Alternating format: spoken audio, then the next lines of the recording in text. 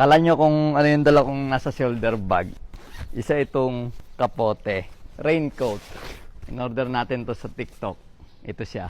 Kaya ito may ganito dahil pwede nyong dalhin sa ride or pag may top box kayo, pwede nyo nang ilagay para hindi pa kalat-kalat pag natupin ninyo. Ang kapal niya, tapos meron na siyang velcro dito, ito, adhesive, para hindi pumasok sa zipper agad yung ulan. Tapos yung loob niya, ayan o. Yung in-order kong size is large. Sakto lang pala. Kasi pagka naka-jersey ako at saka naka-jacket na padded, mas maganda yung maluwag ng konti. Ayun o, gaganon mo lang.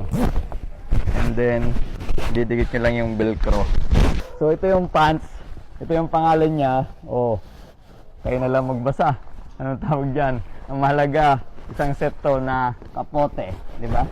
Alam niyo naman tayong rider, ang kalaban natin is ulan lang, di ba? Yun ang weakness ng rider ulan. Pero kung handa kayo at nakakapote kayo, pwede na. Kahit wet ride, kayang-kaya. Sa mga gustong umorder, nasa Yellow Basket lang.